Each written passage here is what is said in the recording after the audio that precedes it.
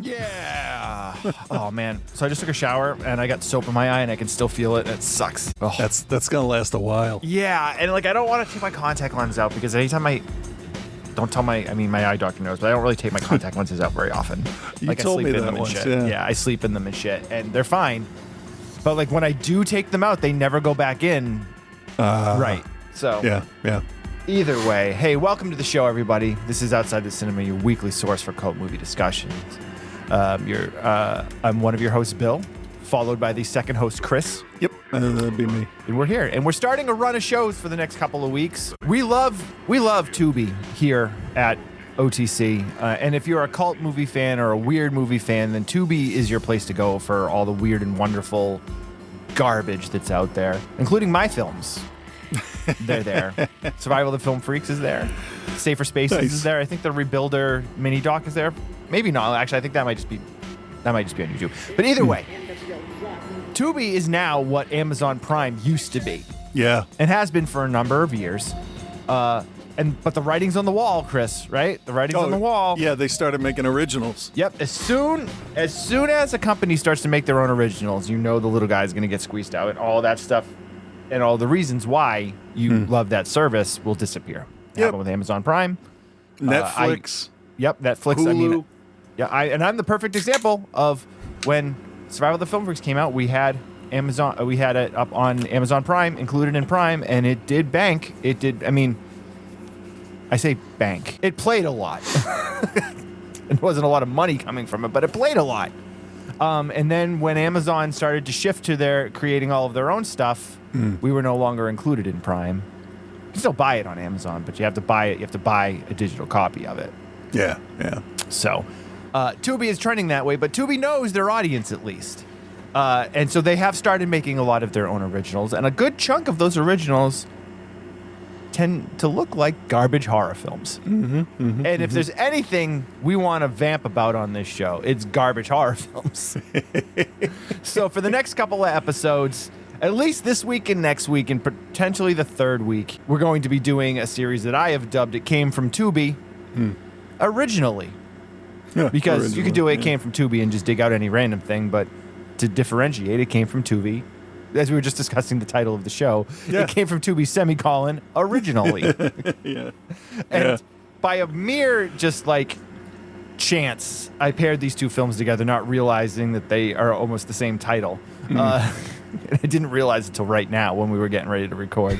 The two flicks we're looking at this week is Sharkbait and a film called Clickbait Unfollowed. Yeah. So we were discussing what the title of the show should be, and it's just like Bait. Bait. Click. Shark bait. Yeah.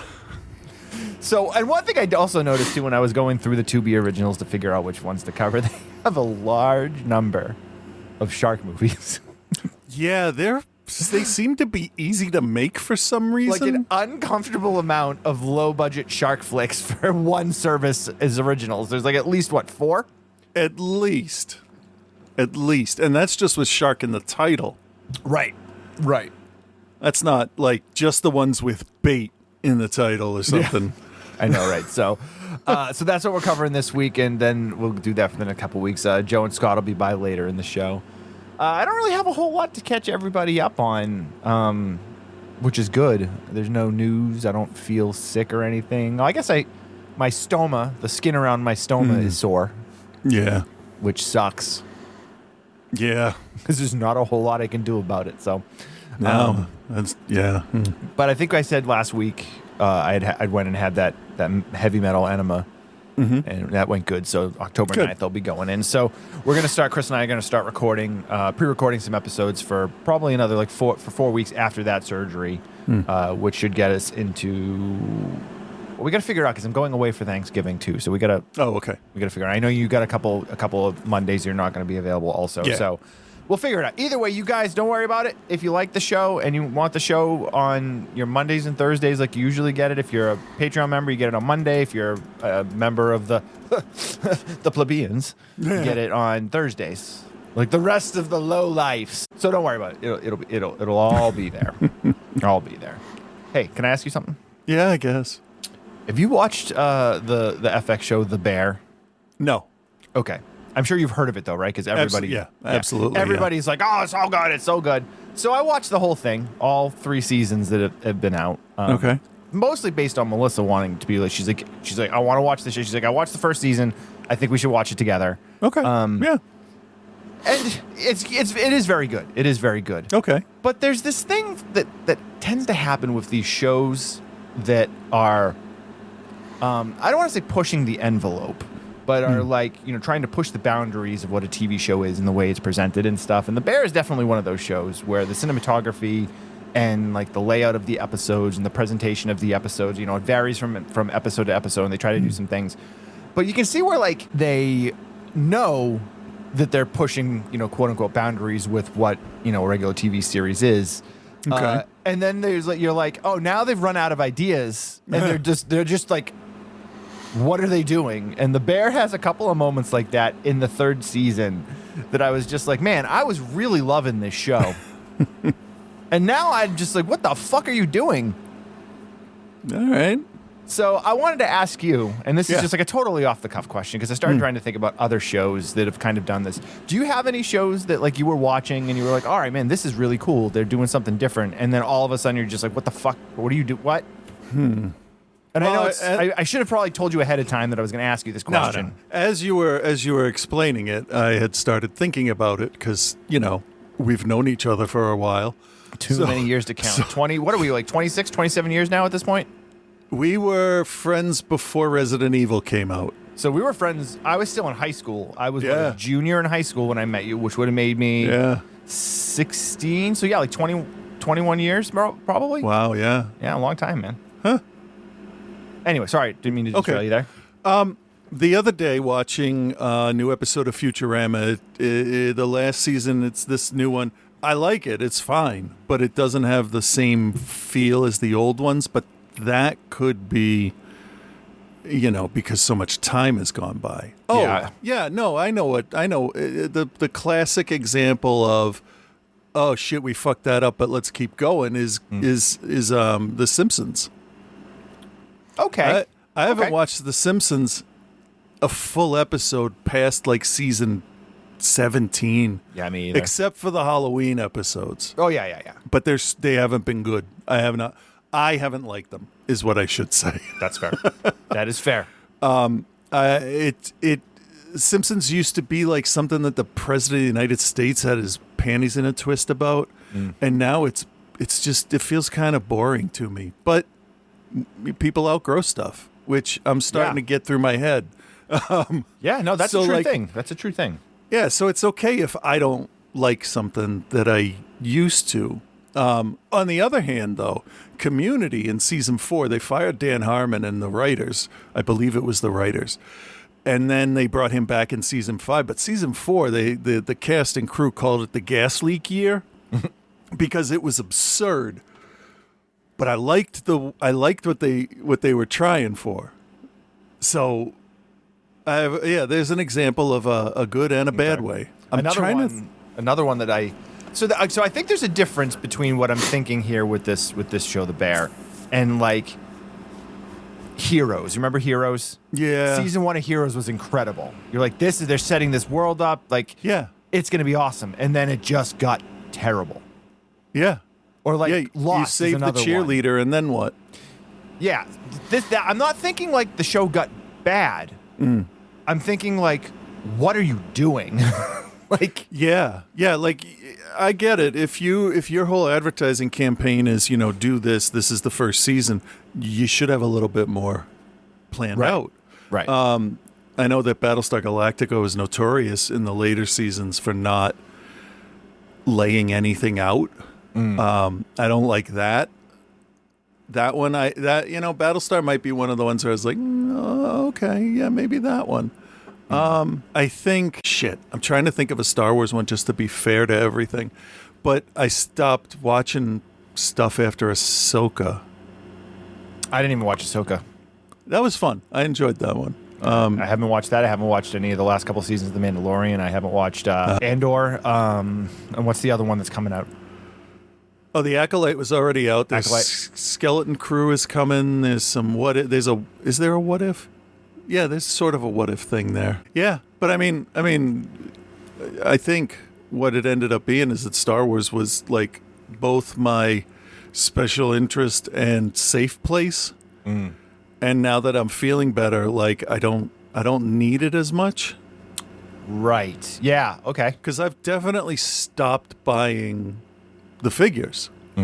Like I'll pick up a dude here and there, but we're talking like 3 or 4 figures a year instead of 30 or 40. And I'm just kind of like, yeah, okay, I could take it or leave it. It's fine. And that's why I haven't gone back to it. But that's a me change. That's all. Yeah, that's not a show change. No. I'm trying to think because we sort of will drop a show if it's just meh. Right, and I'm not saying meh. I'm saying the show No, I know. changes. I'm using that as a shorthand for it because meh is the same as so it's the same kind of thing. Right. Because it takes you out of the immersion that the show should give you. So what the Bair with the 3rd season is the whole thing with that show is like it is fucking like intense from the second it starts to the second it ends. And I mean, you would never in a million years think that a show about these guys trying to open a restaurant and run a kitchen would be so intense and like teeth grindingly like. And the season finale of the 3rd season, they do this episode where they essentially like freaking suck off all these like famous chefs. And there's no intensity. The only intensity is so Joel McHale plays the main guy, Carmy's one of the world famous chefs that he trained under. And and Joel McHale's character, he was a fucking asshole. Like like a for real one, not a community one. No, like for real, like okay, good. Browbeating, angry, you're not good enough, you should just quit. Why doesn't everybody else stop? Why we wait for him to catch up? Like just a complete fucking asshole. Not good because I don't like him, but good because like he's sort of breaking out of his. Oh, and he does a good job, and he does sarcastic guy thing. I mean, he does a really good job because he's kind of got like that swarmy face, like so he's got like the horn rim glasses on, and like. And we saw him as a good guy and a bad guy in It's a Wonderful Knife. Yeah. And that was good because it was a complete character change. Yeah. With the same outfit. Yeah. So, but the thing that they have this big build up to this final episode for the 3rd season where one of the famous restaurants is going to be closing and they do a funeral service for it, which is essentially, like a final dinner where they invite everybody in. It's a real thing. But like they've talked about all these famous chefs and they bring them all into this episode. And like the whole season you've been building towards all of this tension between all the characters. And then the season finale, you don't get that. You get all they literally are like fellatiating all these fucking all these chefs. But you get this scene where Carmine's at the table and Joel McHale's character's at another table and he's eyeing him the whole time and like he keeps getting these flashbacks of like, this guy browbeating him. And they're like, Carmine, what are you doing? You're staring. And he's like, I'm staring at that fucking asshole over there.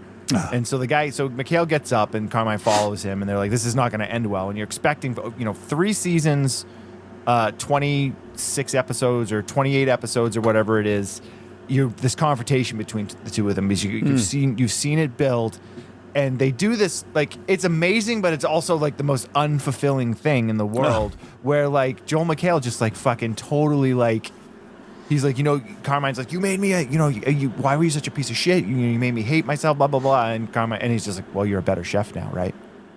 And he's like, fuck. And like he just totally diffuses the situation and like expect this big fight and you get nothing. And it's the most unsatisfying thing in the world. And it's like you've been building for it for 3 seasons to get to it, and then they just like, and that's the end of the episode and the end of the like. It's quite good. It's quite good. Not having watched the show and not being invested in it the way you are, it sounds kind of ballsy. It's super ballsy. It is super ballsy. And I mean, that's just an example of like that whole 3rd season is just weird.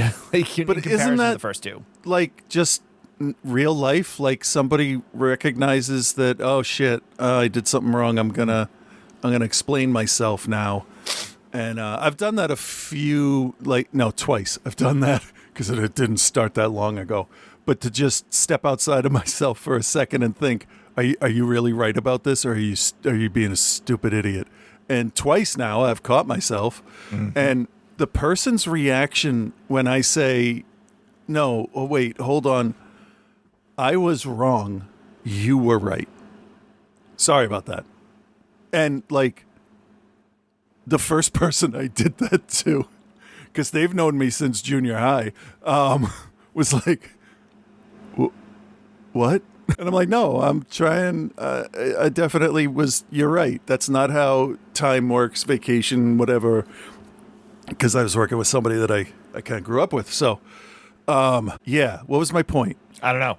I'm not sure. Oh, yeah. So it can happen in real life, and they are in front of all their peers and stuff. So, but that's interesting. I may watch it now. Yeah, it's good. It's good. So. I don't know. I was just curious. Anyway, that was kind of fill some time because I don't think these two films are going to fill out a full episode. You say that. We're going to start with Shark Bait. Can I just one time? Ooh, ha. There we go. All right. Got it out of the way. There. All right. Here's the I was trailer. going to pretend I watched Finding Nemo instead of No, don't. the movie. Grande Brun We found just borrowing a couple of jet skis. Dead. No signal. We passed a boat on the way out here. You might still be out there.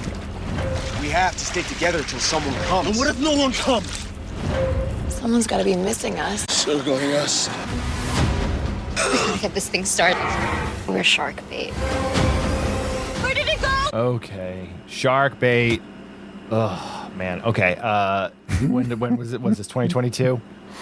Directed by James Nunn, written by Nick Saltrese, who basically just watched any other shark movie and was like, I can make a shark movie. Yeah. Let us right off the bat. Let's get two things out of the way. Sure. Now, I can do suspension of disbelief. That's fine, because that's how this review is going to have to go. But I need to say, sharks don't act like that. Nope.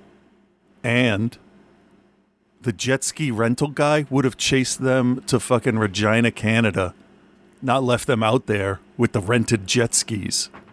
That's we never the only saw. problem. We never saw the guy that did the rental. They have to be rentals. They're in Mexico. Right. Yeah, but we never see anyone because it's supposed to be at like 6 o'clock in the morning. I know, but if you have somebody else's thing, they're going to come look for you. So James Nunn directed this. Yeah. You might remember him from the Marine 5 Battleground and the Marine 6 Close Quarters. Absolutely. Yeah, if you like your Marine movies without John Cena and the addition of The Miz, this is your guy. Holly Earl, Jack Tremaine, Catherine Henney. Nobody knows who any of these people are. I didn't recognize that. Yeah, I didn't either. They're just a bunch of young, hot actors now. and actresses. This is like super cookie cutter, paint by numbers, survival horror flick. Group of friends are in Mexico for spring break. They are as infuriatingly annoying as you would think they would be. All of them, with the exception of one, are extremely unlikable. They don't act like humans. They don't That is true. make Most decisions. of the time they don't. There are a couple decent decisions. Yeah. But there's a lot of stupid people in this. Yeah, and I get that in a survival horror movie like this, if you were to use and make all of the actual decisions that you would make, the movie would be over in 5 minutes. So Or a clever writer can figure out how to not have that happen. Exactly. So either way, they're all partying. It's, a couple couples and, the extra friend, they're partying. They party through the night. It's their last night there. They stay up all night until the next morning, and they decide, they pull an all-nighter, and they see these jet skis that are anchored or moored or whatever just off the pier there. Did I not pay? I must not have seen that part. I don't know. Because I missed that. They were just walking around, and they were like, "Hey, man, jet skis!" And they go out there. I heard that. Yeah, I just didn't realize. Okay, because everything's a rental when you're on vacation, so I figured that's what it was. Right, and I'm pretty sure they were rentals because they're like, "Oh, they don't start." They're like, "Oh, let's see if we can find the keys," and they break into the little hut that's there, and just take the keys. So these guys in Mexico, just steal these jet skis. True that. Hey, listen, if I'm going to Mexico, you know what I'm not doing? Gonna steal when you have a blonde American woman with you? I was just gonna say break any laws. Yeah, there's that. I just wasn't gonna, or maybe piss anybody off. I'm not saying that Mexico's a bad place for blonde white women, but that's where they seem to disappear from. Yeah. A lot of Just cartels take putting people that out out there. down there for things much less than stealing a jet ski. So they jump on these jet skis. They steal the keys. They jump on the jet skis. Oh, we had a moment the previous evening where Nat, who is your final girl, has a run-in with an older gentleman who's in a wheelchair who has no legs. He says to her in Spanish, "Great white shark." Yeah. Took my Which legs. actually is really easy to translate because tiburon is a car, but it's also the Means- word for shark. Yeah. And it's interesting because the guy is definitely not Mexican because he speaks Spanish with like a friggin' like Greek accent. Greek accent. Yeah. Yeah. Greek or Italian, one of the two. He So- was a good enough creepy old man, though. Right, but we get the foreshadowing. He's basically like, hey, there's big sharks out there and they'll eat you. Just be careful. He's not wrong. Nope, he's not wrong. So they steal these jet skis. They got 3 people on one. They got 2 on the other. And now keep in mind, I know, yes, these are stupid American college kids that have been drinking nonstop for a week. Yeah. They get on these jet skis and they just fucking tear out into the harbor, right? Yep. Now, as drunk and stupid as these kids are, I can't imagine that they would take these jet skis like 4-5 miles out to sea. Yeah, that freaked me out a little bit. If I was on the back of something and we're going to go out into the open, I'd jump off and swim back. I don't Right. give a shit. Right. So, in the movie's defense, our main character, Holly Earl, her character Nat, is screaming at the guy, Greg, who is driving the one that she's on. She's like, "Hey, you're going too fast. Slow down." That's hey, her boyfriend. no, that's not her supposedly. That's not her boyfriend. No, Wait, who am I thinking? her boyfriend of? was on go the ahead. other one. Oh, yeah. The Okay. guy that was on the driving her jet ski is the one that gets the broken leg. Yeah, I can only remember after the they get stuck. Right. So Where she's everybody screaming was. at him, "You're going too fast," and then she's like, "You're going out too far. Turn around." And Yeah. she's like screaming at him, and he is just not paying attention to her whatsoever, which again also doesn't make any sense. Yeah. So- that's kind of a dick move. Yeah. So then, for some reason, they decide to play chicken. Yeah. I know why. Why? Because they're like teenage boys, basically. That's what else would you do? Let's see how close we can get to each other without hitting. And then they hit each other. Yeah, of course they do. One of them breaks down and sinks. The other one is damaged and won't start. I don't understand how. Yeah, go ahead. How did the damage the engine inside the housing? It's a great question that I was going to bring up. Oh, okay, good. So they hit sort of head on, but like one skips up and over, and you can see like the front of one of them gets all banged up, and then the other one lands so that it fills with water and eventually sinks. So there's 5 of them. They have this one jet ski. It won't start, and now they did one thing in this that I was like, oh, okay, because I'm sitting there, and they're like, right after they crash, I'm like, well, you can still see the coast, Right. so you're not that far out. No, but it's still difficult. Decent amount, but if you can see the shore, Yeah. I'm like, and then they're like, we can't see the shore anymore. Yeah. They Now- made sure to mention it though, because I was like, I'm like, Right. well, I can see the land. Yeah. So they're Yeah. not, like, but then they're like, oh, the current must be taking us out because I can't see the land anymore.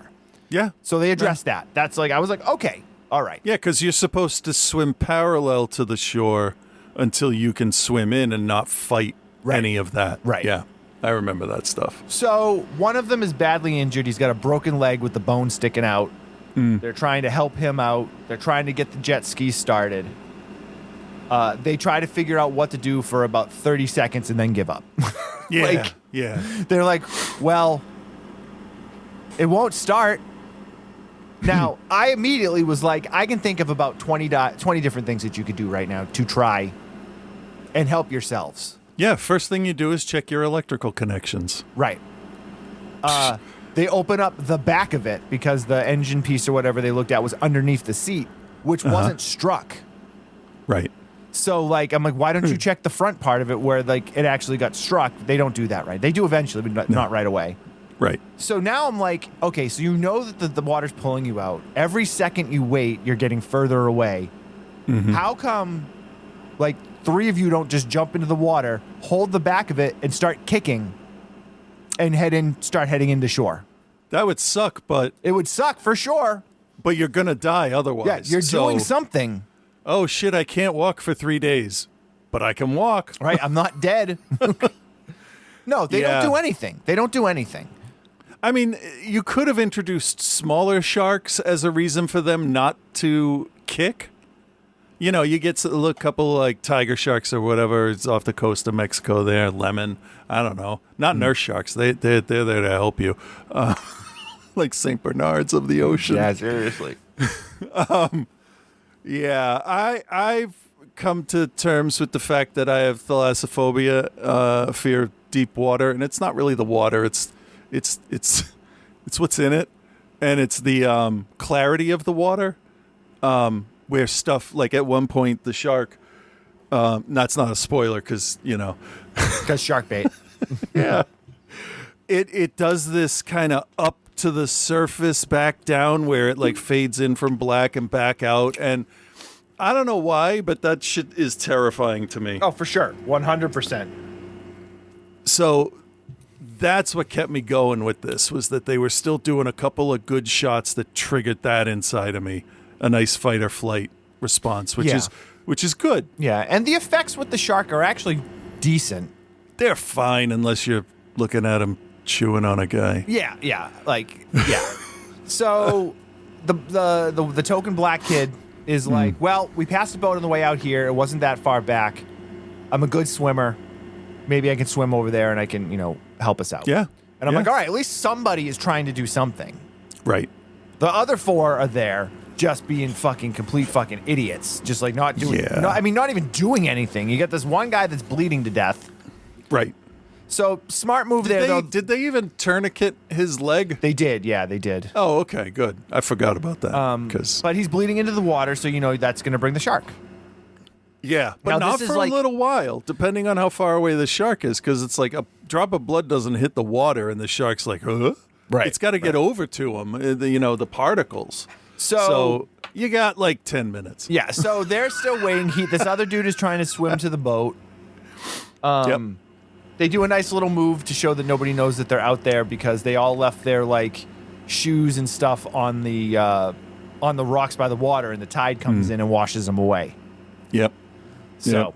That's good. That was well thought out. There was Good job. a few things in this that they did a good job of like covering their tracks. Mm-hmm. And so obviously, the kid that's swimming to the boat almost gets there.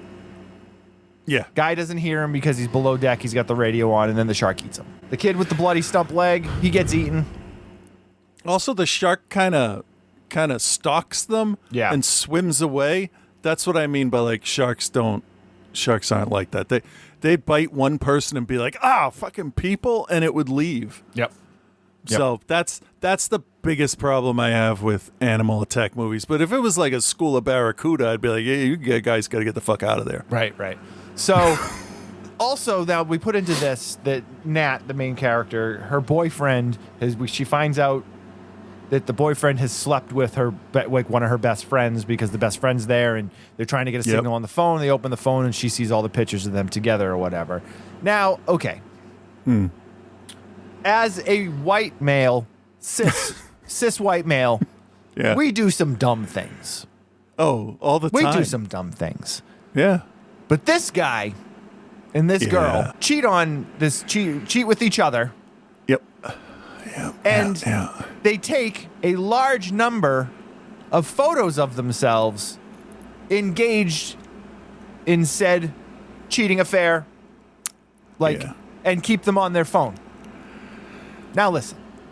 I've been married for a long time, and I know nothing about the dating world or like any of that Not stuff anymore, anymore. no. I have no idea how it goes, but I do know that if I was going to cheat on my girlfriend, I would not leave or not allow, and it's her phone. I would not allow her to take a bunch of pictures of us and like keep them on her phone. And it's not like you could be like, I didn't know she was taking the pictures, because he's all like, in the photos and like, Yeah. So Yeah. so Nat sees these, obviously is fucking totally pissed off, and now that Right, adds because things aren't bad enough. right, and that just adds another whole dynamic to the whole situation. Yeah. And then the rest of the movie is just this shark stalking them trying to get away. A few things that, like, you know, they think there's a boat coming, and it ends up being like the wreckage of a small fishing boat with like a dead body floating in the water, and like they make some decisions where like they find the broken wood and they use the broken wood as paddles. Because the first thing I said was, I'm like, grab that wood and use it as a paddle, and they did. I was like, Yeah. all right, okay. They used the life jacket as well. Yep.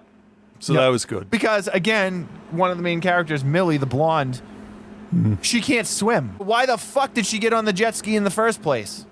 And why doesn't she already have A life life jacket. jacket on? I mean, I don't like how dumb I think I look in them, but I don't give a shit anymore because the ocean ain't anything to fuck with. Yeah. So, yeah, and then it plays itself out, and, of course, you have the final girl that fights the battle to beat the shark or whatever, and Yeah. this movie's not doing anything you haven't seen before in some other shark movie. Right. But overall, man, like, I didn't think it was terrible. You know what I mean? Like, That's the weird part. Yeah. it was very much like, check these boxes. And it checked the boxes, and I was like, okay. Like, Yeah. this isn't something, like, I'm going to ever revisit or, like, really necessarily highly recommend it to anybody. But I was like, this is fine. Like, this is fine. Yeah. It's short. It's 90 minutes, so it doesn't outstay its welcome. The characters you want to see get theirs, get it. And, Yeah. you know, like, it ends. And you're like, okay. Yeah. I must be softening a little bit as I get older because, like, the first dude gets chomped and taken underwater, and I'm like, oh, he was an asshole, but he didn't deserve that. Because he's in the shark's mouth, and the shark's just, like, gently mouthing him. So it's like he's just getting slowly stabbed 100 times. And I'm like, that's a terrible way to die. That's awful. Yeah.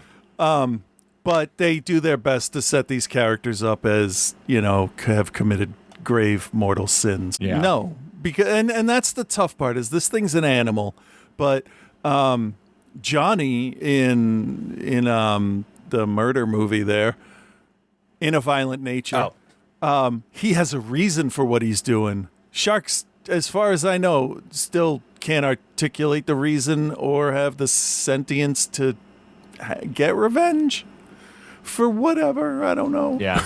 Yeah. So that made it a little more brutal. Like how everybody was talking about that one woman that got picked up by the pterodactyl and then like torn apart, eaten by the mosasaurus, all that stuff. And like that woman, all she was doing was trying to keep those kids safe. Right. But, yeah. So I mean, like, and like the effects in this aren't bad until like they start having the shark like interact with people. Yeah. So like the shark stalking them, the composition looks good, but as soon as like like you said, starts to chew somebody up, the effects, the cheapness of the film really shows there. But overall, I mean, hey, Yeah.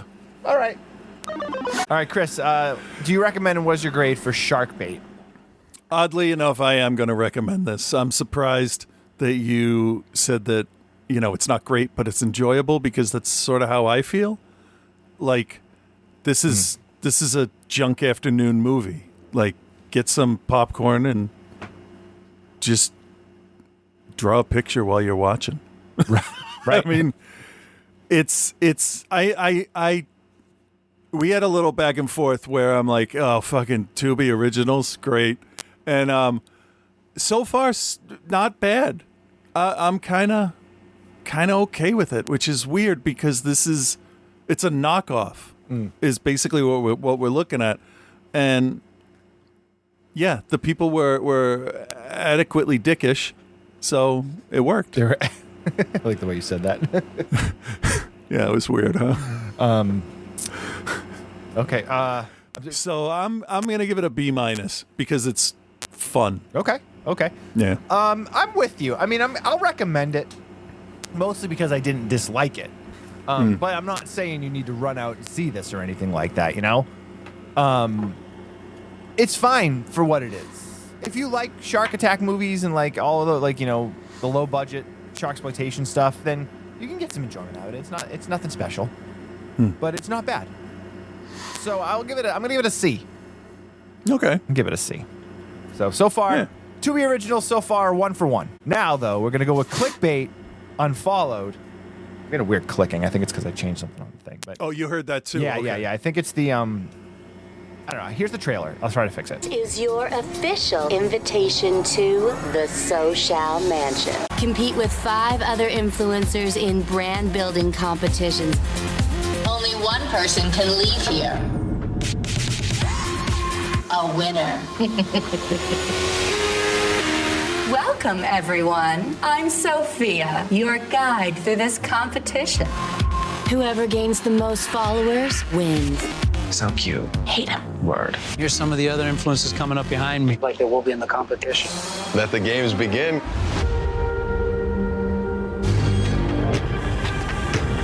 Guys, help me!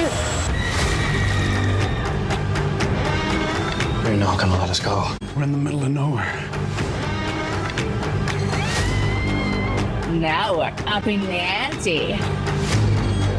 If you leave, I'm dying. She's killing us. This is next level. You're live in 3, 2, 1. This might be the only chance we get to turn the tables. You have been eliminated. Who's ready for the next challenge? Are you excited? All right, so Clickbait Unfollowed. This is modern day. I think I likened it to House on Haunted Hill, Right. where you bring a group of people together, make them play in a game of life or death against each other, Yep. and yep. and that's what this is for influencer culture. And Yeah. you've got all of the boxes you need to check for your influencers.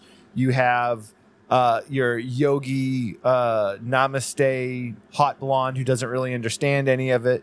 You've got the hyper masculine older gentleman who thinks he's God's gift to women, is going to tell you how you should run your life. Yeah. You have the workout guy that's going to tell you all about nutrition and how to work out and get your body pumped up. You have the quirky character driven one that, she's not conventionally like the hot girl, but people like her because of the character that she plays. And then you have the overbearing mother forcing her son into being an influencer when he doesn't want to be. You have all of them brought together. They all receive these tablets that are basically you're invited to the social house. Get it? The social I get it. house. Yep. To compete against each other and gain more followers or whatever. Only they're being brought there under these pretenses, but they don't really know much about it. And they do the thing that they always do where they make them sign something and none of them read the terms of it. And we're off and going. Oh, we forgot the main person is the over the top gay male that is, over the top in everything that he does. But Yeah, he's and it's actually makeup tutorials for him, right? tutorials. Yeah. But he is strangely likable. Like I felt Yeah. like at first they tried to make you not like him, but there's like his character is the likable character out of them for the Yeah, most part. So why is he not in the top build cast here? That's weird. What's interesting to me is that he starts off as like everybody starts off kind of dickish. Yep. But his persona is like half act, half real. Because when Roberto shit Kyle, really that's the really guy. starts going bad, what's that? Roberto Kyle is the guy that plays the Peach I'd watch him character. in other stuff. Yeah, he was good. His attitude changes a little. Like he still has the same mannerisms, but his voice changes when he gets angry, which I thought that was kind of nice because they could have kept him as like, I don't know, in the 70s, my mother used to say, you're acting like a screaming Mimi.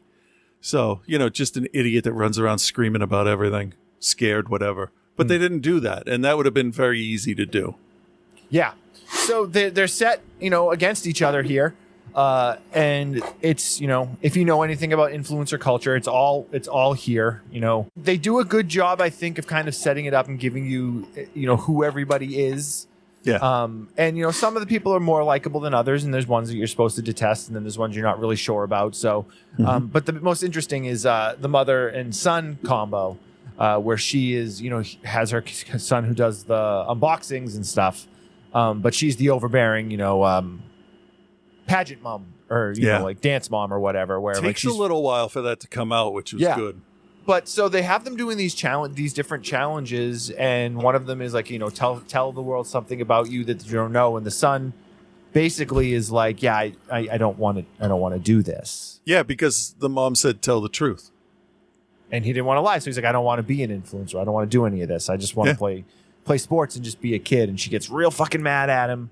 But then the viewers all love that. So like they get really popular because of it. Mm-hmm. And the film kind of plays itself out in that like fairly standard fashion where you have this character of Sophia, who is the face on the wall, and she's had a lot of like major like plastic surgery on her face to try to, be like the Barbie doll, but like it's obviously not gone well.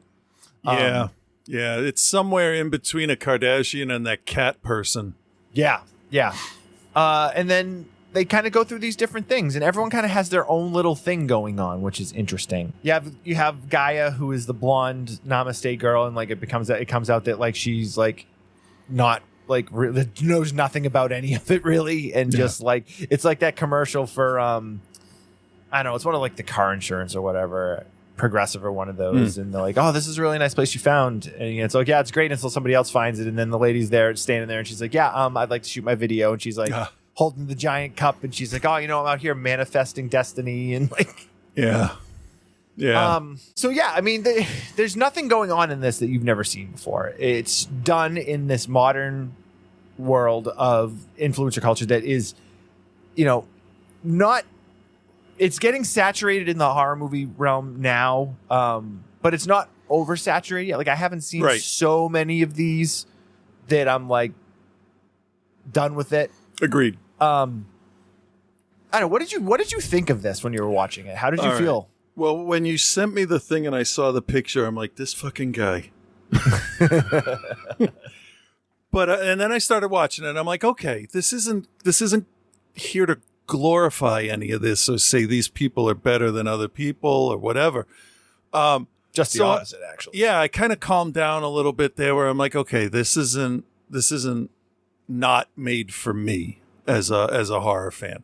It feels like it's in the same grouping that you'd put Slacks with 2 X's or whatever it was, about the killer jeans.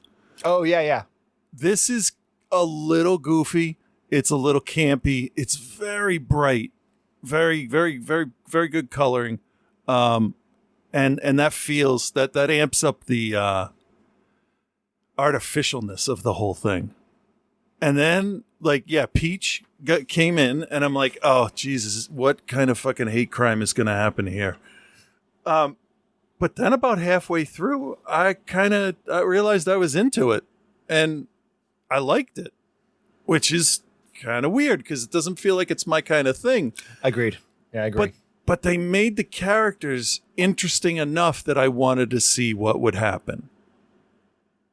And there's no way that if you gave me 100 movies and 200 picks, I never would have picked this one, right? As having any kind of thought put into it, because it does seem like just a throwaway kind of thing. Like, I got some money and I got access to this house. Let's go do. It was all filmed in South Africa.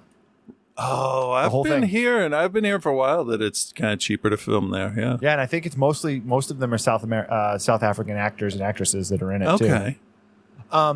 So yeah, I mean, as you're watching it, like there's some nice kind of little twist in it. Like the mom is led to believe, spoiler alert, that they've killed the son. Yeah. And she's going to stay in the competition, and she kind of rebrands herself halfway through it. And actually, she was my favorite kid, like low key my favorite character, because she's playing the game, like she's lost her son at this point, and the reason that she was there, but she's like, you know what? I'm a scumbag. I'm just going to fucking own it. And there's this fucking incredible scene where the Axel character, who is like the uber macho, like It's going to tell you how you should run real estate and how you should run businesses. Yeah. And do all this stuff. And he's trying to play the game too. So they like kind of like give each other. They're like, oh yeah, we're gonna work together on this. And like she kind of seduces him, and he falls for it. And like there's this wacky sex scene in the middle of it, which is just like he's banging her from behind, and they're both talking about what they're going to do with all the money that they win.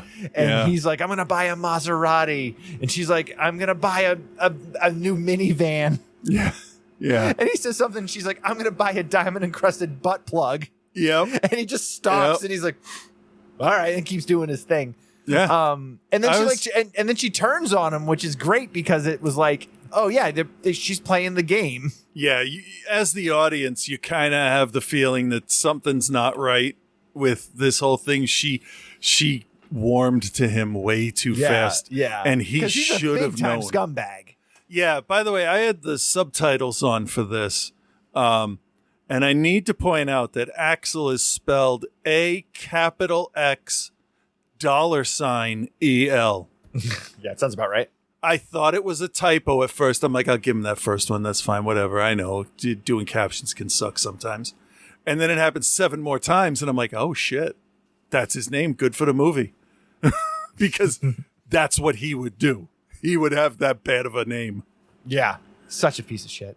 Yeah. I was happy with his piece of shitness. Yeah. Yeah. I'm honestly like, and then some of the kills in it are like pretty like creative for what they were. So the Gaia character, her whole thing is they're like, oh, she got popular because she watered her plants with her period blood. And like, that was the thing. So they bleed her out at the end, like, and like put it all on the plants and stuff. So like, it's kind of somewhat smart. And then the Axel, when they do Axel in, like they, what the hell they call it? They, I forget what they called it, but they put him in like stocks and they like basically blow air up his ass. Oh yeah. It's some kind of procedure where they gotta check you from both ends, blow you from both ends. She says. Yeah. And here's the thing, like you said, I thought this was going to be a throwaway, and I was really like, I picked it and I was dreading watching it, but I was really pleasantly surprised with it. I thought like, never in a million years would this have the smartness in the writing that it has, and it's actually got some pretty smart writing in it. I mean, it's not changing anything, but like it definitely had something more than I never would have expected it. No, I thought it would just be another stalking kind of thing. That's what I expected. Just another creepy internet thing like Girl House. Or did you see Influencer on Shudder? Did we watch? We didn't watch that for the show. I don't think Let me look. I definitely watched it. I don't know if we watched it for the show though. That's what this reminded me of. Let me. I gotta click on the page because I can't tell from the poster. No, I don't believe I did. That was all right too. It wasn't great. It was. I think this might be better. I don't know. We'll have to watch and find out. I like the game show aspect. I was not really pleased with the Squid Game nod that they did there, but I did like the Squid Game ninja samurai looking dudes. They were kind of neat. Yeah, and there's a lot of good, like, kind of like dark humor in this too. Like when they blow up Axel, the guy that just rolls the mop bucket into the room and just starts mopping the room up. Yeah, they spent a lot of time on him. It was funny. It was I got a kick out of it. And it comes down to, like a face-off between two of them, and there's a bunch of twists, and the way that they kind of close it out was actually, I thought was good. I was shocked. I was shocked that I liked this, to be honest. Yeah, it was pretty like a human kind of story at the end there, where you got two bad choices. Yeah. Let look over here or don't look over here. Either way, you get an answer to one thing or another. Yeah. And it's just, So I have to say, because I feel like you're wrapping it up. I'm getting there. The sister of the plastic surgery girl, that actress was fantastic. She went from fooling the audience. She went from like timid little hacker nerd to fucking balls to the wall, insane mad scientist at the end. And I loved that. I really liked her character. I liked that the two sisters were the directors of the film too. Like, you could tell they knew what they were doing with that. Yeah. Yeah, and then you get the possibility of one or both of the bad guys coming back, which is really nice. Yeah, I mean, if you hate influencers and all that stuff, this is not. Don't even think about it, the movie anymore. Yeah, this is definitely a film where, like, if you're like a grumpy old man who hates the current society, you're gonna fucking hate this because it plays on all of those tropes. Yeah, And whether you like it or not, that's society now. That's what where it is. we are. Yep. But you might enjoy it because a bunch of shitty people get what's coming to them, according to the movie. According to the movie, yeah. All right. All right, Chris, do you recommend Clickbait Unfollowed? Yeah, surprisingly, I am. And I didn't think so until 3/4 of the way through the movie. That's fair. Yeah, once they sort of drop their personas and they realize that they're in danger, because there's 2 kills in the beginning. I'm using air quotes so I don't, spoil anything, because there may be fake outs, there may not be. Not the first kill, but the next 2 felt like they could have been like a Willy Wonka situation. Okay, yeah, I get that. Because with just one person gets shot. That's not telling anybody anything else. And that could have been a tranquilizer, could have been a rubber bullet, could have been knockout juice, who knows. And it could have been like that, because they don't introduce the whole reason for them doing what they're doing until later. Yeah. Which actually kind of works, because you're trying to figure it out the whole time, and there's no way you will, because it's a personal story. So, but that was just how is it this good? I don't get it. Not disagreeing. Huh? I said I'm not going to disagree with you. Yeah, this is probably, I can't think of another movie that I was this surprised by in a long time. Maybe Tucker and Dale versus Evil? Because I don't ever have high hopes for horror comedies. Yeah. And this is a horror comedy as well. I'd say so. Yeah, it's definitely more of a horror movie than it is a comedy, but there's definitely some funny stuff going on. Yeah, and there's some funny stuff that's not funny as well. Yes, very true. To the people in the movie. Very true. I'm gonna give it a B+ because it was better than I thought it was. I'm really surprised, and that may change as time goes on. But right now, yeah, good job, movie. Yeah, I'm agreeing with you almost across the board here. I'm going to recommend it also, and I'm shocked that I'm recommending it because to be original about influencers in a mansion, I thought there's no way this is going to be good. And there hasn't been a good internet movie really at all, has there? Well, I mean, maybe some stalker stuff here and there. What was the webcam one we did last year that was on Shudder? Oh, Unfriended? Was that the one with the girl that they bullied into killing herself? That was streaming. Oh, yeah, shit. That's one of my favorites. Yeah. I forgot about Deadstream. I can't remember the name of it. Deadstream, yeah. Yep. Like, that stuff's good. This is not found footage or anything like that. This is, straight narrative. But they do a good job, and you can tell that they understood, the directors, that they understood the culture. They get it. And they do, I think, a really good job of, showing why they're scumbags, and like the idea with the two sisters, and like all of that stuff comes together. And I was shocked at how good it was. It's not anything special. Like, it's not changing anything. It's not doing anything you haven't seen before. It looks cheap. There's one kill where a guy gets impaled on these spikes, and it just like the digital spike. Oh yeah, looks like so bad. But overall, solid. Really solid. I'm going to go with a B. I'm not going to give it a B+. If I graded it sheerly on what I thought it was going to be, it'd be like an A+, because I had no expectations for it. No kidding. No kidding. But it's really solid, and I was impressed with what they did with what little they had, and the writing in it was far better than it had any business being. Yeah. Yeah, the one thing about this show and all the movies we pick is that, there's definitely stuff I would have passed on.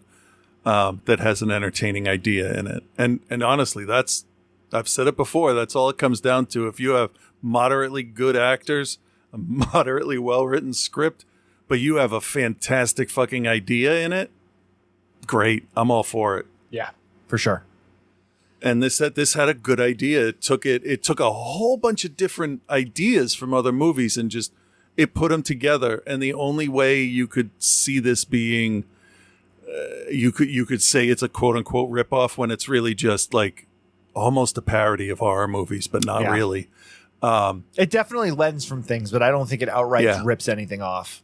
Except the Squid Game thing. Yeah, that was too obvious. But the rest of it, they hit it all really well. So, agreed. Yeah, agreed. Okay. Yeah. So we're gonna move on here. We got Joe doing. I think is it the final? The final. I honestly can't Lone Wolf remember the names of all of them, so I don't know. Well, we'll see what he thinks of the one that he watched this week. I might have to prepare for what he's going to do next. I'm not even sure. Hello, Bill. Hello, Chris. And hello, OTC Nation. It's your boy Joe here, and I think this is my last week in Japan because Bill made me finish out the Lone Wolf and Cub series with White Heaven in Hell. I think that subtitle implies that Ogami and Daigoro are going to Iowa in this last movie. I could be wrong, though. I'm probably wrong. If you've ever been to Iowa, though, you know that it's more hell than heaven. It was stooged off to me by a friend, and now I stooge it off to you, that this movie does not complete the story. I don't know if they intended to just keep making these movies, or if, like me, they felt that, this was enough, and it's time to move on. Now, I'm not opposed to leaving a series open-ended, but, I don't know, I think it'd be nice to get a little closure here. These two have been through enough already. The manga upon which these films are based ran for 6 years and spans 28 volumes. Trying to make a movie series out of that is like when I'm at work on a Friday and I make a to-do list for the weekend that is wildly ambitious and even more wildly unrealistic. Like, I'll write down like 17 things, and I've had to accept that if I can knock out, I don't know, even half of that, I'm happy. 6 films out of 28 volumes is 21.4%. It's less than a quarter, which is fine, but at that rate, at the rate that Ogami Ito dismembers motherfuckers in these movies, if you made 28 of them, he would have a body count higher than Stalin. Yeah. And we still probably wouldn't get a proper conclusion. I'm just rambling at this point, so let's just start the movie, huh? We fade up on Ogami, having now turned the baby cart into a sled, because what can't Sad Dad Samurai do? Like, this guy is Zatoichi, the Street Fighter, Sherlock Holmes, Casanova, and apparently now James Krenov all rolled into one. James Krenov is a very famous woodworker. BT dubs. They're definitely in the white here because the scenery looks like it does here in Michigan after just a real good snowstorm there, bud. The kind of snowstorm where you know that you're going to have to go plow the driveway, but you spend half the morning just amping yourself up for it because, like a good Michigander, you do the how many layers can I put on before it completely restricts my movement math. We all laugh at the kid from A Christmas Story who can't put his arms down, but if you grew up in the northernmost Midwest like me, you know that it be like that sometimes. I haven't really mentioned the main baddie in the series here. His name is Lord Retsudo, and he is exactly what you would imagine the big bad in a melodramatic series about a dude who can kill basically anybody in 3 sword strokes or your money back, who has dedicated his life to equal parts avenging his wife, ensuring that his son will never be a well-adjusted adult, and perfecting the disapproving grunt. His Eastwoodness overfloweth. But we're talking about the villain. Let's get back to that. Lord Retsudo, head of the Yagyu clan, who set Ogami up and unalived his wife for a power play, is completely incapable of speaking to another human being in any tone other than how you would talk to somebody that you caught wiping a booger on your car in the parking lot of your local grocery store. Like, his hair makes Yahoo Serious look like a Wall Street business bro. He wears like a wooden eye patch that looks about as comfortable as a colonoscopy performed by IG-88, And he employs the Zap Brannigan method of defeating his enemies by sending just wave after wave of his own men at the problem until it stops. Yeah. Speaking of questionable problem-solving skills, apparently I missed where Ogami killed all 3 of Lord Retsudo's sons over the course of the series, and he's left with only his daughter. Does he protect her like a good father, send her away? Hell nah, son. He's got to save face with his boss. Of course he sicks his only remaining child on a dude who has a dedicated track record of being deadlier than a home without a carbon monoxide detector. Like, for once, we're calling Child Protective Services on someone other than Ogami Ito. The rest of this is just kind of a repeat of all the big battle scenes in the other LWAC films. And after 6 films, I'm just kind of not thrilled with it anymore. It's like AEW. It's like, oh, there's a 16th super kick. That's going to be the one that gets him. Well, I guess not. He kicked out at 1, no-sold it. Then they did a destroyer on the apron for a 2 count. Fantastic. You're Ogami, I know what he's saying. I kills understand Retsudo's that. daughter midway through the movie. And the rest of it is a black magic clan of, like, evil wizards that Retsudo hires. And, well, that's like the last resort territory to get Ogami and Daigoro in the obituaries. They've done this a few times where the obvious main event or, like, the more important part of the story gets resolved, and then it just keeps going. And it's honestly the only real flaw over 6 films that I enjoyed a lot. It was just booked backwards. I'll give this final film one thing over the rest, though. When it came to the small army of unique villains that Ogami has to fight in every one of these, this clan of dark wizard motherfuckers were not only the biggest threat, but also the most interesting to watch. I'll give them that. Here's the thing. The good. Whoever the DP was for this film, boy, they had energy and ideas, and they worked them all in there, and they all worked. This and the first one were the best looking films in the series. The bad. It was booked backwards. Lone Wolf and Cub, White Heaven and Hell, gets a B+, just like all the others. Very good series. Whole series gets a B+, bordering on an A-. I really enjoyed these. Highly recommended, or at the very least, just watch Shogun Assassin if you want the Cliff's Notes. I am both excited and nervous about what's next. So, Bill, what say you, my dude? Well, you'll be excited for the first one, and then the quality will drop. The Psycho series. Oh. Yeah. I'll explain more momentarily. Okay, you heard the man. I hope my neighbor's rooster didn't, get in the mix there. My neighbor recently got a rooster. It's annoying. So I'll be back with whatever Bill just said next week. Until then, be good, everyone. So in all the films that we've made Joe watch over the years, I think the Psycho series potentially is going to just have the most uneven level of stuff. Yeah. 'Cause I haven't seen 2 in a while, but I remember people not hating it. Well, so the original Psycho obviously is a classic, which was 1960, and then they did Psycho 2 in 1983, maybe, and then there was a Psycho 3. And then Psycho 4 was made for TV. And then I would like to include as the 5th film, the Gus Van Sant shot-for-shot remake from 1998. We don't need to delve into the Bates Motel TV show or anything like that. Oh, okay. But that's yeah, good. the 5-film series. Speaking of series, it's time for Reverend Scott and see what he has planned for us. I'm willing to bet we covered a movie that he covered already last week, so I'm sure he'll try to call us out on that because apparently he's the only one that's allowed to watch movies. Oh, that's right. So, Bill, I heard you're going to England to see Oasis, and it just so happens that I will not only be there at the exact same time, but I have an extra room saved just for you at my Airbnb. And no, I'm not going to come stay with you, and no, I'm not going to do an Airbnb. Oh.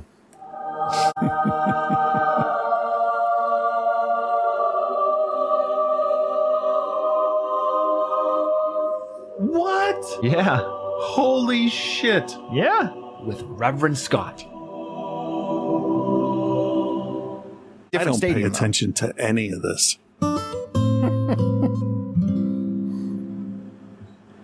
Hey there, Bill and Chris. This is Reverend Scott, and welcome to Holy Shit, a segment many have called Pretty Not Bad. It's just bad. Like, it's just bad. Potato.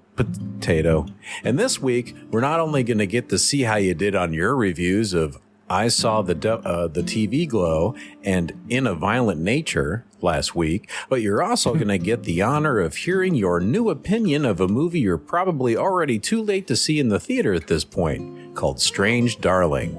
Ooh, exciting.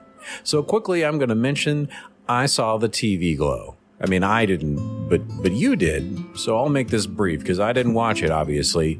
But when you did, you reviewed it and you did lots of spoilers. But you warned us, so you're learning. And I sense you might have had a difficult time reviewing this. My first clue is when you said, this is going to be, I think, a difficult one to kind of really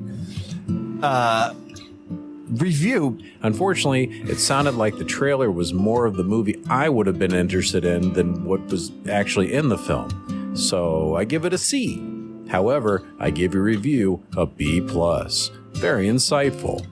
And speaking of insightful, I know that I was 3 months ago back on episode 845 during my review of your next movie from last week. I know Scott had reviewed In a Violent Nature on one of his segments a couple months back, and we got around to watching it, so we're including it, and I figured it would be interesting to talk about because I don't know.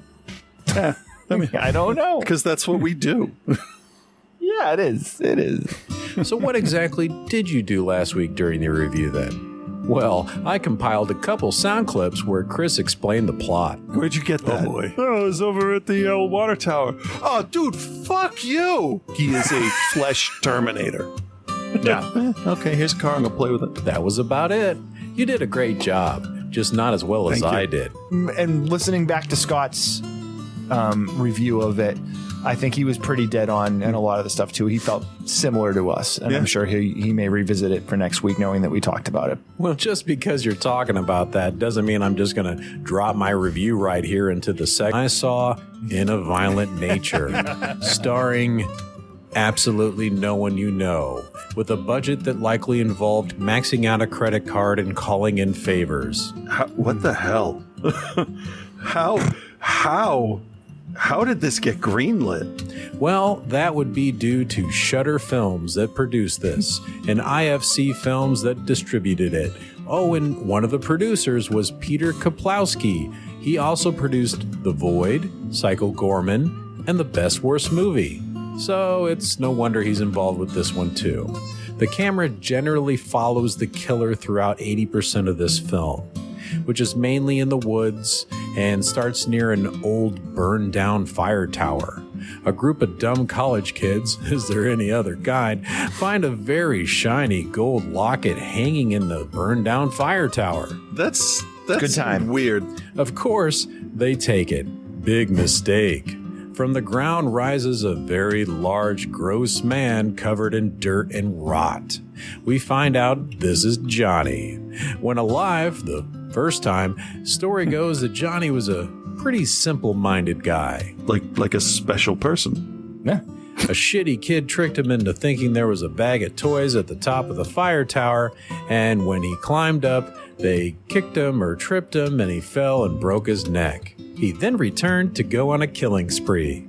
What these kids don't know is that Johnny could only be kept in the ground by hanging his mother's locket over his burial site. Now that locket is in their pocket, and Johnny wants it back. We follow behind Johnny, and you'll quickly notice something. What am I missing? This film is almost completely devoid of any music, and it has no score that I could hear. Just ambient noise and heavy footsteps, talking, screaming, gory, bloody, gushy, crackly sounds. Occasionally, Johnny will come across someone he thinks it may have the locket and violently murders them, only to be disappointed when he can't find it. At one point, he partially decapitates a guy and then uses the head and the body to break into the park ranger office.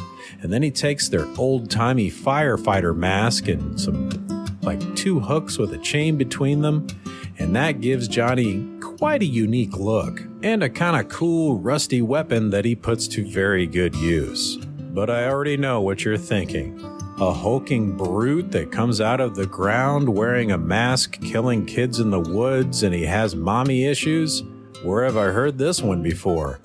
And I get it, but this has a very different tone. There's quite a dark cloud, so to speak, over Johnny's head. Yeah, you're a bad guy. I got it. Especially if you're a blonde girl doing yoga on the cliffside. Holy shit, does he fuck her shit up. Johnny, he looks amazing. The acting is decent enough throughout, and there's a few kills that are absolutely brutal as fuck. You know how all these previews always say people threw up or they walked out and blah, blah, blah? There's at least one that I could see somebody getting up and walking out during this. Now, there's not a whole lot I can do to really spoil this movie. It's kind of like, you know what you're getting into. They have the thing, he wants the thing, they try to get away, they do things to try and stay alive, and basically that always fails, and he murders everyone, and sometimes he takes his sweet fucking time doing so. And I kind of appreciate that for the most part. Although it does kind of have a somewhat anticlimactic ending. But it luckily ends better than, say, like 90% of found footage movies do. I thought this was a unique take on the undead killer in the woods trope. Johnny is brutal, violent, unrelenting, and very intimidating, which he definitely needed to be for this to work. There's just enough backstory to keep it from not being aimless, and the gore effects were seemingly mostly practical and very well done. You can tell between that and the makeup, that's where a majority of the budget went. And it was all top notch. So I give In a Violent Nature a B+. If you just kind of grade it as just a horror movie, then I would probably give this an A-. I really hope they make a sequel possibly. But do you know what movie I saw that will probably never get a sequel? Strange Darling. Written and directed by basically unknown J.T. Molnar and cinematography by Giovanni Ribisi. Yes, the fucked up brother from Gone in 60 Seconds. Shot in 35mm, and I know this because the movie tells you that right at the beginning. Starring Willa Fitzgerald, known as the Lady. That's all they call her. You may remember her from The Fall of the House of Usher, or probably more likely the little blonde cop lady from the first season of Reacher. But not because she acts similarly to those roles. Oh no, she's virtually unrecognizable in this compared to her previous characters. Starring alongside her is Kyle Gallner, known only as the Demon. So you may be asking yourself, what kind of movie is this? Well, I'm glad you asked. All we're really told at the start is that there's a serial killer on the loose that's been murdering people for years. This is given to us in a crawl similar to the beginning of the Texas Chainsaw Massacre. And we're also told this film will be presented in 6 chapters. So obviously we're immediately dumped into chapter 3. That's where the lady is in a red Pinto speeding down the road, and the demon is in a black truck swerving behind her.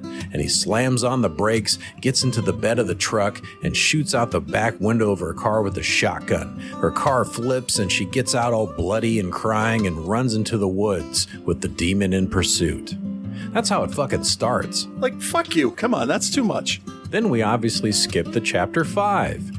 We see some more of this chase in a farmhouse. There's a dead body. There's lots of tension. And then, boom, we rewind back to chapter 1.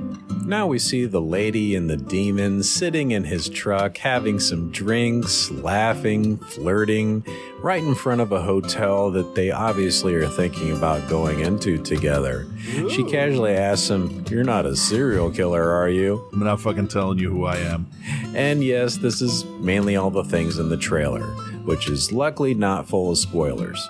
Although I don't really recommend seeing or hearing about anything extra on this movie if you can avoid it. I think it's very important to try and avoid any type of spoiler when it comes to Strange Darling. Oh, I'm not gonna deny that. The way this movie is constructed, putting the chapters out of order, really lets you form your opinions quickly, and then it gives you some time after that to learn who these characters are slowly at this hotel during kind of a one-night stand of sorts.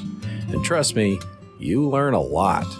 Some of it is about the anxiety the lady feels about being a female that's going on dates alone with basically a stranger. And most of it is very depraved. Drinking, kinky, weird sex stuff, drugs, and more. Yeah, welcome to fucking real life. I know, right? But I can't really tell you any more than that. Because by the time you get to the end of chapter 1, and then you see the events of chapter 4, and then the final chapter 6, all of them have so many twists and turns it'll make your fucking head spin off. And no, it's nothing like he's actually a space alien or she's secretly a vampire or some stupid shit like that. Sorry to disappoint you. You can bitch all you want. This is all based in reality, and in my opinion, it makes it even more compelling. On top of that, both of their performances, especially Willa Fitzgerald's, are fucking spectacular. It's like believable dialogue. It's actually got some emotion to it. It's fun. It's terrifying. So nothing that would make Chris say... Every time they said that, my brain cringed a little because it hated how it sounded. The way you're presented information in the film in that kind of Pulp Fiction type way, or maybe more like Memento or the movie Thursday, makes the story indefinitely more interesting to watch. Not to mention the colors and camera compositions, the music, the presentation. It just all makes the movie a lot more timeless. It doesn't instantly date itself. I'm totally going to recommend this, and you should watch it as soon as possible. This is probably my favorite movie of the year. It feels like it to me. I'm just going to go ahead and give this one an A. I think it deserves it. All right. And now you deserve to have this end. So until next incredibly long segment, peace and love, guys.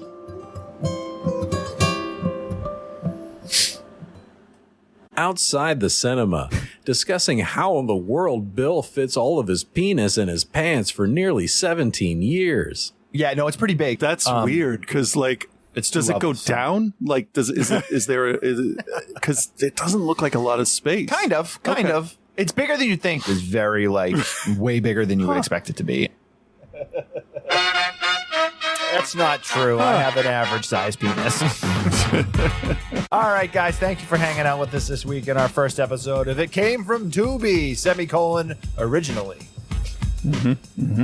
So next week we'll do a couple more. Maybe we'll do another shark movie next week. I don't know. We'll see. We'll see. Join our Patreon at patreon.com/outsidethecinema. That's the best way to support the show. Keeps us on the air, helps us pay the bills, makes it so the show doesn't cost us money to run. Follow us on Instagram at OTCBill and at Cthulhu. We also have a Facebook group you can join up over there. We don't use it much, but it's there. So yeah. And that's about it for this week then. So I think so. Everyone have a good week. We'll talk to you next week. Bye-bye. Yeah, bye. Those girls know it's all about you for sure. Surrounded